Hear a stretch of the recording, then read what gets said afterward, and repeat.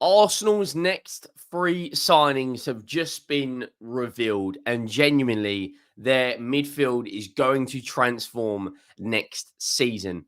Welcome back to the channel. Hope each and every single one of you are doing well. We are less than 50 subscribers from 14,000. The views, the likes, the support, the subscriber growth, the channel is going much more. It's growing faster than I ever anticipated, and that is all because of you.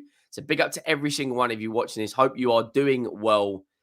Today, we've got two videos dropping. The first one's about Arsenal, second one's about Man United, and the one dropping tomorrow is about Liverpool. Make sure you have subscribed. Make sure you drop a like. If we can hit 500 likes, both of yesterday's videos hit well over 500. And the support genuinely is overwhelming at times. So we're here to talk. And if anyone asking, why don't you make Tottenham content? I've got an entire channel dedicated to Tottenham, Henry Wright TV. If you're interested in Tottenham content, go over there and check that out. Now, we're going to start with Fabrizio Romano. Has come out of a number of reports on Arsenal. And this is despite reports regarding Kivior that there's been zero contacts between Inter Milan and Arsenal. And it said on July the 24th, he said, Arsenal have not received any approach from Inter for Jakub Kivior. Nothing agreed on player side. Kivior remains available on the market, but Arsenal now want a permanent loan, obviously because Calafiori has joined. So I feel a little bit harsh on Jakub Kivior. I think if Arsenal should sell one of their defenders, it probably should be Zinchenko, in my humble opinion. I think Jakub Kivior has done, a good job when he's come into the team. I think Tomiyasu is part of their plans. They've obviously got Yuri and Timber. Arsenal have now got the most complete defence, arguably in world football, with Gabriel and Saliba, Ben White, and you've got Calafiori. Then in the depth, you've got the likes of Timber, Tomiyasu, Kivior, and Zinchenko. The depth Arsenal have got in their centre-back and full-back positions is very, very, very strong. Now, Kivior is an interesting one because predominantly as a centre-back, played left-back at Arsenal, can play DM. Now, in terms of his contract situation, he's got 4 years left on it. He only joined Arsenal January of last year, and now they potentially could look at moving him on. He's only 24 years of age. I think he's done a good job, and if Arsenal sell him, according to transfermarkt.co.uk, he's valued at around 30 million euros. And Arsenal can quite easily recuperate 25 to 30 million euros of that. Plus, Emil Smith-Rowe's leaving, Reece Nelson's leaving, and Eddie Nketiah's leaving. So Arsenal, with the three homegrown players being sold, 100% profit, 100% goes against their FFP, leaves them in a very strong financial position. And they are looking at two midfielders, which, in my opinion, if they land both of these, they win the Premier League. It's not even a debate. And the first one, which come out yesterday, is Fabian Ruiz. Now, obviously had an incredible Euros and is not wanted by PSG. He doesn't start a huge amount of games for PSG, which I find to be obscene. Absolutely obscene. Can play that number 8 role better than 90% of players in Europe. Can also play as a defensive-minded, deep line playmaker. Is at PSG, contract expires June 30th, 2027. He's been there since August 2022. He obviously had a very good career at Napoli, where he played well over 100 games there, I believe. Yeah. Oh, no. Yeah, been 166 games for Napoli. He's got La Liga experience at Betis. He's played in, it's 3 of the top leagues. He's got Champions League experience, 30 games in that competition, 18 games in the Europa League, 50 games in La Liga, 125 in Serie A. He's a very experienced player, just won the Euros, had a very good Euros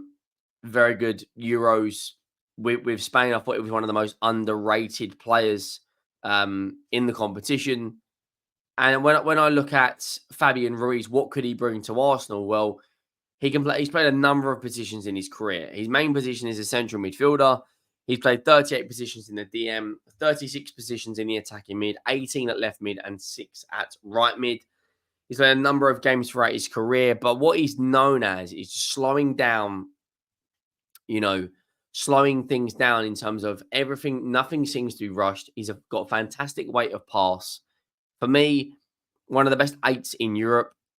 And, without him and Rodri in that midfield, Spain don't win the Euros. It's as simple as that. He's a top player. They're also linked with Mikel Merino, and there's Romano's come out with some news on that. In the Euros, he got 4 GA, 2 goals, 2 assists in 6 games. His stats, when you look at individual stats per 90, are very, very, very impressive. He's on 170,000 euros a week. So it's about 150k a week, 160k a week. Arsenal could quite easily improve that. When you look at his stats per 90, when you break them down, they are very, very good. Successful take-ons, top 15%, pass completion, top 12%, assists, top 6%, total shots, top 18%. Tackles is relatively good for a central midfielder. Touches in the attacking penalty area, progressive passes received is very good. Passes attempted. He's compared to the likes of Vitinha, who is, for me, one of the most exciting midfielders in the world. The likes of Yusuf Fofana, who could be on his way to Man United. Bayer Leverkusen is a very good player. Our own Papa Matasar, Bruno Guimaraes, Rodri, Federico Valverde. He's a top player, and that's only based on 1,800 minutes in the last 365 days in the Big Five leagues and in the Champions League. For me, if they can get him done, 100% improves Arsenal. The big question mark will be what happens with Declan Rice, because I think if they bring in Fabian Ruiz, they'll move Declan Rice back to a number 6, which is obviously where he plays in an England shirt. Now, it's going to be interesting because Fabian Ruiz, obviously, for me, is a very good 8, but not a good DM. And, Declan Rice is a good 8, but also a very good DM. So there's versatility there. You can play him in a double pivot with Odegaard in front. You got the balance, absolutely perfect. Now, it says Arsenal in talks to sign Fabian Ruiz. Arsenal are being linked with a number of Spain Euro 2024 stars. Both Mikel Merino, Nico Williams have been touted as targets, along with Martin Zubimendi.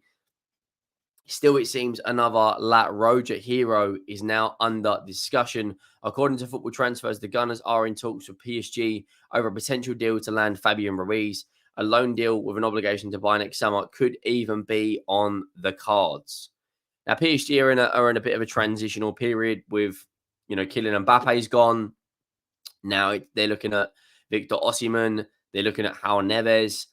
It's going to be interesting to see how that league gets on now, because there is no real superstars in that league now, in my opinion.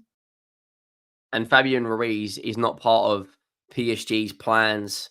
In terms of his league and appearances last season, he only made 21 appearances, 1 goal, 3 assists. He only played 1,200 minutes. So you can tell just by that he's not in their plans. And if Arsenal could snap him up, that'd be a fantastic bit of business. Now, late last night, it come up saying Arsenal to step up on Mikel Merino transfer chase. The Mikel Merino to claim reports are gathering pace tonight. Fabrizio Romano claims that the Gunners will start. Now, Romano come out yesterday and claimed that the Gunners will start contact over signing a new midfielder this week after sealing the arrival of Ricardo Calafiori, with Merino among their targets and approaches already made on player side. Other reports on X suggest that Arsenal are ramping up their move for the Spain Euro 2024 with a deal edging closer, and Merino wanting a swap from Real Sociedad to London. Arsenal are said to be confident to get their man. Their midfield is going to transform. 100% it's going to transform. You've got two of the stars of Spain's Euro 2024 winning campaign on the verge of both being in talks of Arsenal. And according to Fabrizio Romano, I believe it was last night, he said Arsenal have still not presented any official bid for Merino. Their focus was on sealing the Calafiori deal. Formal contacts.